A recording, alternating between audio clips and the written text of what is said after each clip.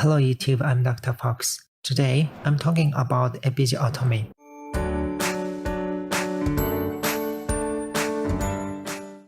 Episiotomy is a small downwards and outwards cut running from the back of your vagina towards your anus so your baby can come out more easily. It's usually a fast and simple procedure. You may wonder if all women giving birth have one. My answer is no. It's not a part of routine care for women in labor, and a doctor or midwife will always discuss it with you if they feel it's necessary. Okay then, when it is necessary. If your vagina is too narrow for the baby to come out easily, it's sometimes necessary to make it wider. When this happens, the area can turn naturally, particularly in first-time mothers. But it's better for a doctor to make a cut as then it will be less severe and will help the baby to come out quickly. About 1 in 7 women needs an episiotomy. Your doctors may want you to have one if your baby is in distress, which means her heartbeat is either speeding up or slowing down just before the birth. If this happens, she might not be getting enough oxygen, so the doctors have to get her out quickly to prevent damage or even stillbirth.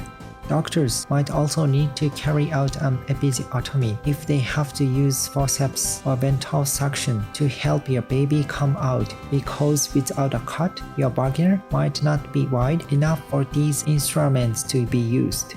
Forceps and ventral suction can be used if you have become exhausted from pushing or you have certain types of illness yourself, for example heart disease.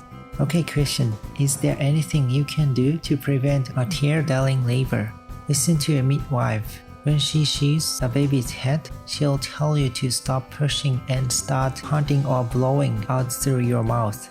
If you do this, your baby's head will come out more slowly and gently, which means your skin and muscles will have a better chance to stretch sufficiently.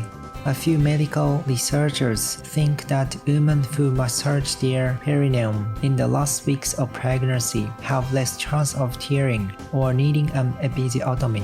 This sort of massage means putting 1 or 2 fingers into your vagina and then pressing down towards the perineum.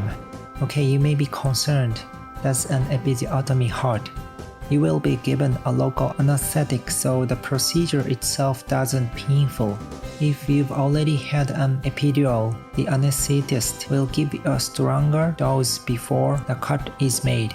You may see or feel quite a lot of blood, but pressure and stitches will quickly stop the bleeding. However, the area can be painful after the anesthetic, as one of the pain can last for some weeks.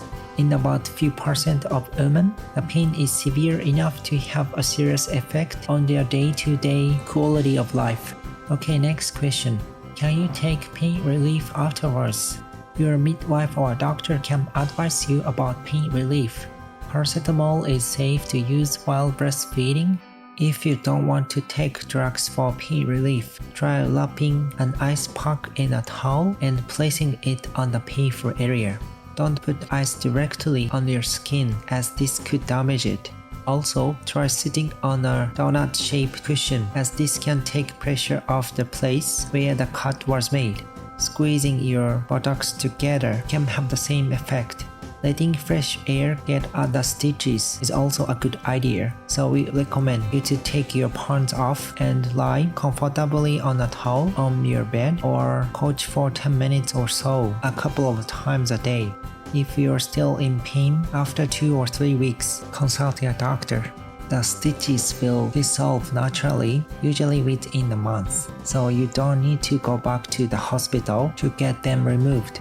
But if they get more painful or if you see any smelly discharge, redness or swelling down there, you may have an infection, so let your doctor or healthcare professional know straight away.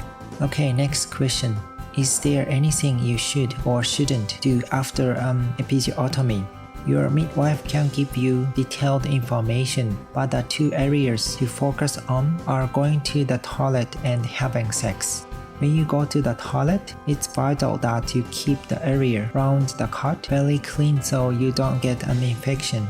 Clean your vaginal area with warm water afterwards, and if it stings when you wee, pour warm water over your vagina while you're weeing, and try squatting on the toilet seat instead of sitting on it. If you are doing a poo, try gently pressing a clean pad on the cut to relieve the pressure. Afterwards, wipe your bottom from front to back to prevent infection. If it's painful to poo, you can take a laxative. It's up to you to choose when you start having sex again after a baby is born, but most women, regardless of whether they've had an episiotomy, feel too tired and sore to have sex for a few weeks. If you had a tear or an episiotomy, you will probably find sex painful for a few months, and you must tell your partner if that is the case.